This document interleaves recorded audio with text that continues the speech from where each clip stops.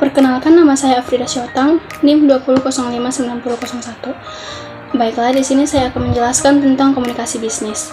Yang pertama, pengertian komunikasi bisnis. Komunikasi bisnis adalah suatu proses pertukaran informasi antar individu melalui sistem yang baik atau lazim, baik dengan simbol-simbol, sinyal-sinyal, maupun perilaku atau tindakan. Bentuk komunikasi bisnis antara lain komunikasi antar pribadi dan komunikasi lintas budaya. Komunikasi antar pribadi merupakan komunikasi bisnis yang dilakukan oleh dua orang atau lebih dengan menggunakan bahasa yang mudah dipahami oleh kedua pihak dan cenderung fleksibel dan informal.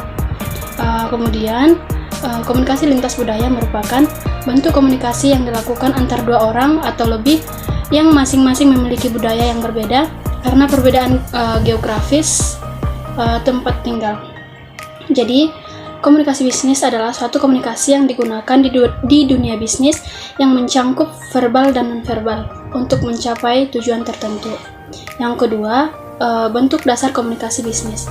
Yang pertama, komunikasi verbal. Komunikasi verbal merupakan salah satu bentuk komunikasi bisnis yang lazim digunakan dalam dunia bisnis untuk menyampaikan pesan-pesan kepada pihak orang lain secara tertulis maupun lisan.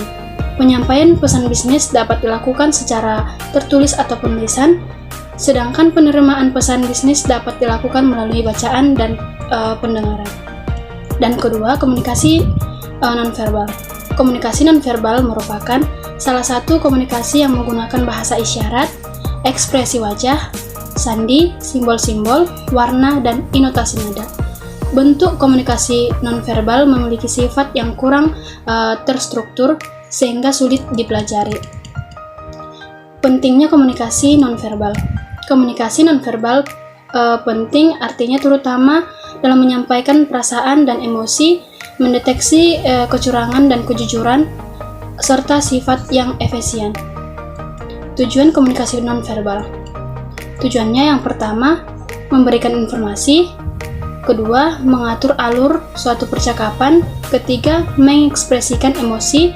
Yang keempat, memberikan sifat, melengkapi dan mengembangkan pesan-pesan verbal. Dan yang kelima, mengendalikan dan mempengaruhi orang lain. Dan yang terakhir, mempermudah tugas-tugas khusus. Ketiga, proses komunikasi.